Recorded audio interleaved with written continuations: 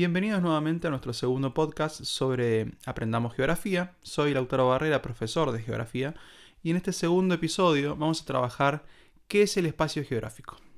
Aprendamos, aprendamos, aprendamos, aprendamos, aprendamos geografía, geografía, aprendamos geografía, geografía, aprendamos geografía, geografía. Bien, hay una expresión que utilizamos todo el tiempo en geografía, que es el espacio geográfico. Pero si alguien nos frena y nos pregunta, bueno, ¿qué es exactamente el espacio geográfico? ¿Sí? La respuesta no va a ser tan simple. A mí particularmente me gusta empezar por algo más concreto, ¿sí? Pensá en el barrio en el que vivís, o en la ciudad en la que vivís. No lo describas todavía, solamente pensalo. Ahora pregúntate si son solamente calles, si son solamente casas, o hay algo más dentro de ese espacio que quieras destacar. Bien, es una herramienta muy interesante esta para poder analizarlo. Si el espacio solamente fuera una superficie física, entonces dos barrios, dos ciudades con el mismo trazado urbano serían totalmente iguales, y claramente no lo son. Sí, hay ciudades, hay barrios que son extremadamente similares, pero siempre van a haber cuestiones que la diferencien. Y ahí vamos con el primer punto interesante para interpelar esta etimología, que es el espacio no es un espacio vacío. Muchas veces imaginamos el espacio como un escenario, ¿sí? Como un lugar donde, si fuese el fondo donde se ocurrieran las cosas, ¿sí? Como me acuerdo de cuando hice la carrera, el espacio geográfico me decían que una forma de verlo era aquel escenario donde transcurre una obra de teatro, ¿sí? Ese sería el espacio geográfico. Pero la geografía moderna dejó de pensarlo así hace mucho tiempo ya, ¿sí? Milton Santos, un geógrafo que hemos abordado en el podcast anterior, decía que algo que me parece clave, ¿sí? El espacio es el conjunto inseparable de objetos y acciones. Es decir, la infraestructura y la práctica social al mismo tiempo no pueden ser separados unos de otros, ¿sí? Una ciudad, un barrio, siempre va a estar acompañado de esa estructura social.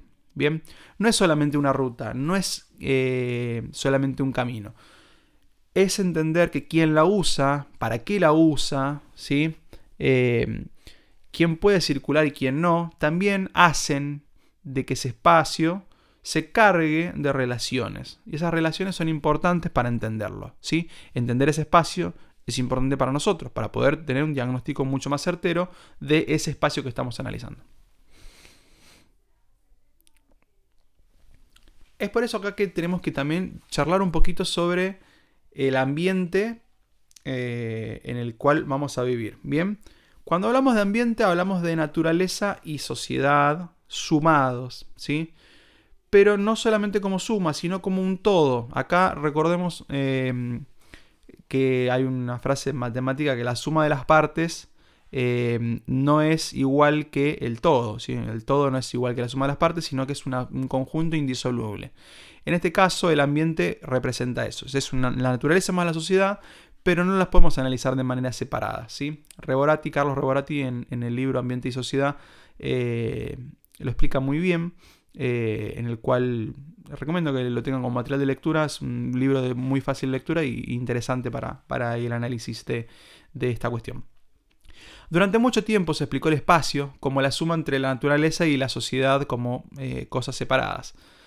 Como si en realidad nosotros podamos decirnos que somos algo distinto de la naturaleza.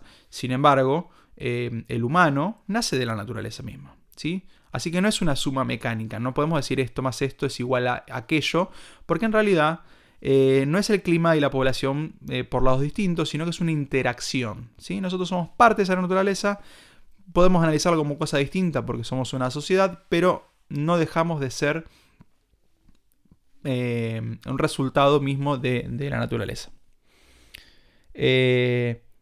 Mismo esa interacción, podemos poner un ejemplo, ¿sí? La inundación. ¿Sí? Una inundación puede ser un fenómeno meteorológico, ¿sí? Fenómeno natural, claramente, pero no es solamente natural, porque si estamos hablando de inundación, tendremos que analizar ciertas cuestiones. Porque la forma en la que se construyó la ciudad, la calidad de la infraestructura, la desigualdad al acceso a los servicios, todo eso transforma un evento climático en un problema social, ¿sí? En un problema social. Entonces ahí el espacio geográfico no termina siendo solamente el suelo o la lluvia o lo que fuese, sino que es un resultado de decisiones históricas que se van a ir solapando en esta toma de decisiones. Otro punto fuerte que tenemos que destacar es que el espacio no va a ser meramente el espacio, como ya habíamos mencionado, sino que el espacio se produce, ¿sí? Esta es una idea fuerte, central, ¿sí? El espacio se produce, no aparece de manera espontánea, no está dado, está construido, ¿sí? El espacio que nosotros habitamos es una correlación de espacios históricos que se han ido evolucionando a través del tiempo y que hoy podemos entenderlo como el espacio geográfico que realmente habitamos, ¿sí?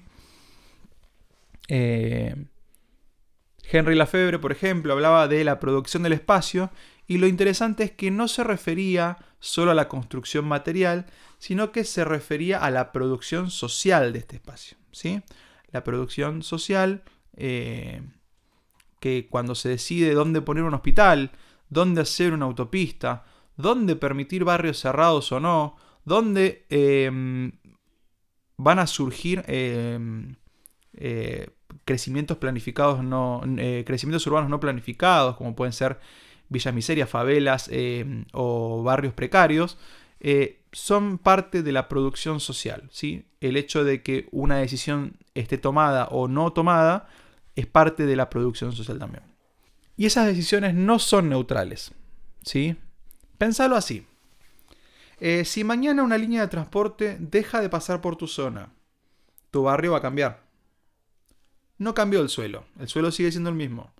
No cambió cambió la accesibilidad, digamos, cambió el valor de ese suelo, cambió la dinámica económica y por consiguiente va a cambiar las relaciones sociales que allí acontecen. Pensémoslo, ¿sí? Para los que no son de Argentina, les comento, en los años 90 hemos tenido una desaparición paulatina de ramales de vías férreas, ¿sí? De trenes, prácticamente, mejor dicho.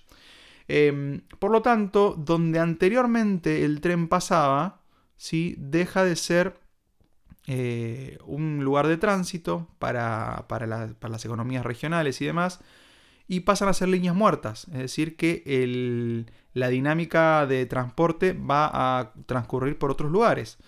Quizás por rutas que estén cercanas, pero que no están cercanas. O sea, terminan habiendo pueblos fantasmas donde la densidad demográfica comienza a disminuir hasta casi la desaparición, ¿sí? Esto no lo tenemos que tomar como algo bueno ni malo, sino como un fenómeno a analizar, ¿sí? Hubo ciudades completas, pueblos o parajes completos que están en vía de desaparición, como por ejemplo acá en la provincia de Buenos Aires tenemos el caso de Ernestina, donde las rutas están muy lejos de ese poblado. Sin embargo, cuando anteriormente pasaba el tren por ahí, había vida, ¿sí? Había gente que planificaba su vida en función a la vida que tenía en ese lugar. Como este lugar las vías desaparecieron, ya cambió totalmente la dinámica económica y social de este lugar, ¿sí? Tengamos en cuenta que la gente antes tomaba el tren para ir a trabajar a un lado o tenía comercios porque la gente circulaba, ahora ya eso no existe más, entonces la dinámica social y económica cambia. Algo que tenemos que entender siempre que analizamos el espacio geográfico, así como el espacio geográfico, el territorio, lo que sea, es la escala, ¿sí? Lo micro y lo global son dos escalas geográficas que son muy importantes a la hora de tener en cuenta cuando analizamos un espacio geográfico, ¿sí? Tu barrio, como habíamos mencionado anteriormente, es un espacio geográfico, tu ciudad también lo es, tu país y el sistema mundial en el cual estamos inmersos también.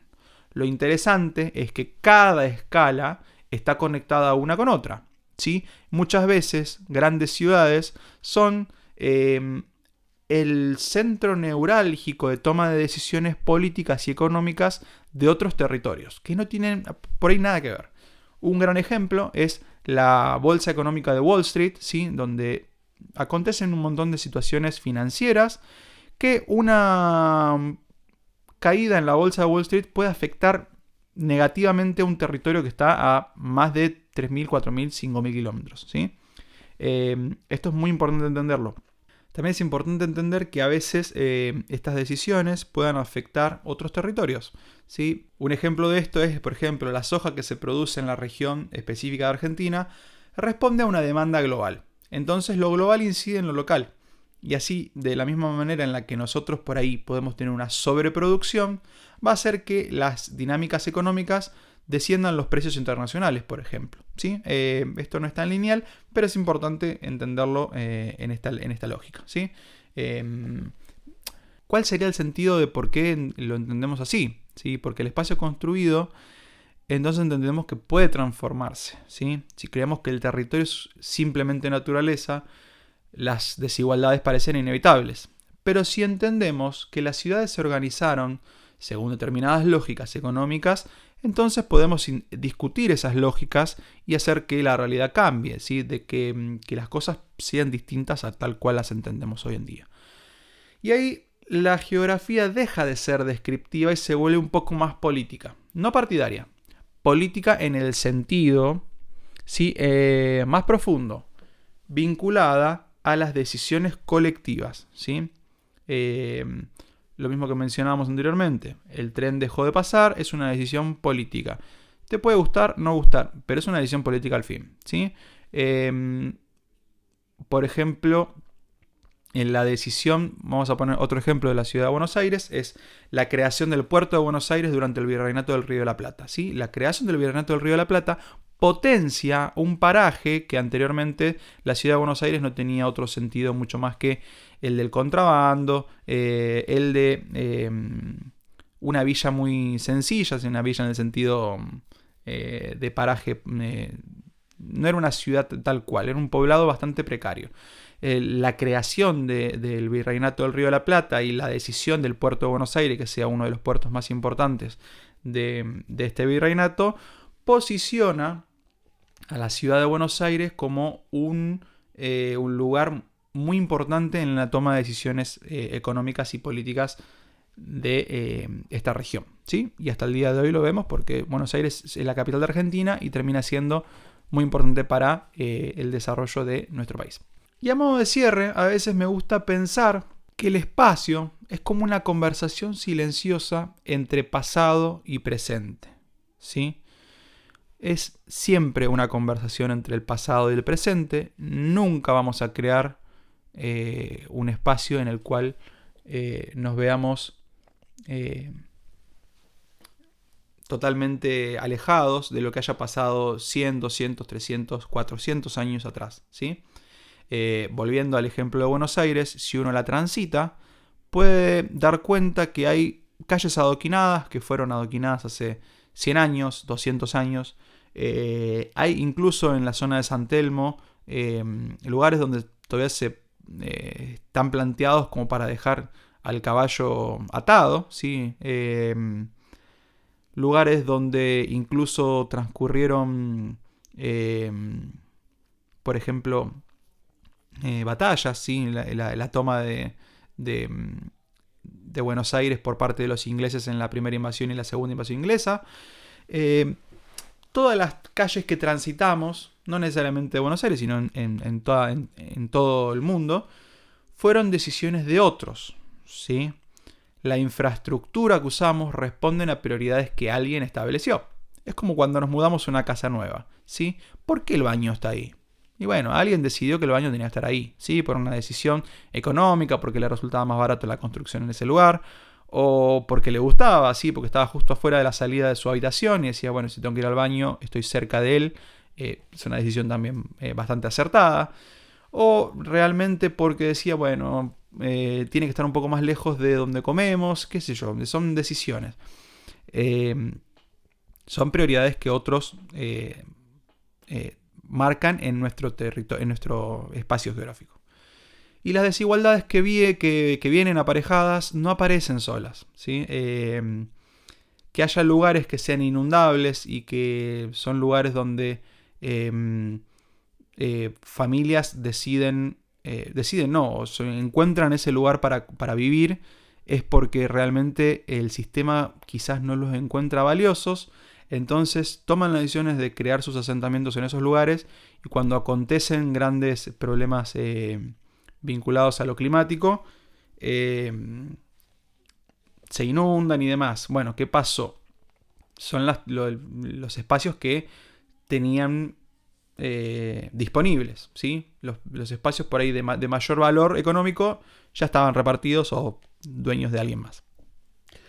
Muchas veces los movimientos de suelo y demás se hacen en estos lugares provocando un problema en otros lugares, ¿sí? A veces cuando se hace una calle y demás se modifica la pendiente, entonces hace que se inunden en ciertos lugares que antes no se inundaban, o que el agua transcurra para lugares donde antes no iba, ¿sí? El espacio habla, ¿sí? No es un simple lugar en el que transcurran las cosas. Cuando uno se pone a ver la mirada desde un aspecto geográfico, tiene que entender que esa mirada que nosotros posicionamos nos va a hacer de vuelta con información. Esa información es muy valiosa para entender qué está sucediendo, ¿sí? Y no lo tenemos que ver solamente como algo que donde transcurren las cosas, ¿sí? Pasan las cosas ahí, y ahí en ese lugar hay información valiosa que nosotros tenemos que recolectar. Y tal vez esto sea de la definición más potente para definir el espacio geográfico, que no es el lugar donde ocurren las cosas, es la forma en la que la sociedad organiza su existencia material, ¿sí? Ya en el próximo episodio vamos a empezar a trabajar con cositas que por ahí son un poquito más incómodas, ¿sí? Donde empezamos a discutir territorio y poder, ¿sí? Porque cuando el espacio se controla, deja de ser solamente una organización, se convierte en una disputa, ¿sí? Y el territorio tiene muchas lógicas de poder inmersas en su etimología, y las vamos a empezar a discutir, ¿sí?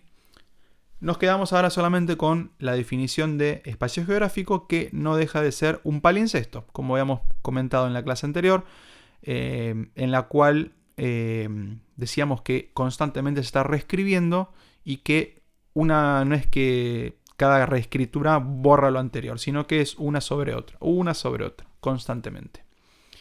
Bueno, hasta acá entonces el capítulo de hoy, donde hemos abordado el espacio geográfico, y comentarte que si te está gustando la elaboración de estos podcasts, nos podés dejar un me gusta, algún comentario, y suscribirte a nuestro canal de Instagram, a nuestro canal de YouTube, darle seguir a nuestra página de Instagram y seguirnos en Facebook también. Cualquier duda que puedas llegar a tener, que nos quieras comentar o lo que sea, nos podés contactar por las redes sociales nuestras que yo te comentaba anteriormente, y seguir este podcast de manera conversacional, ¿sí? Si nos querés hacer alguna recomendación, si nos querés dejar alguna idea para futuros podcasts, el lugar va a ser ese, ¿sí? Así que, por mi parte, el profesor Lautaro Barrera, les mando un gran abrazo y nos vemos en las futuras entregas de Podcast Aprendamos Geografía. Gracias. Aprender.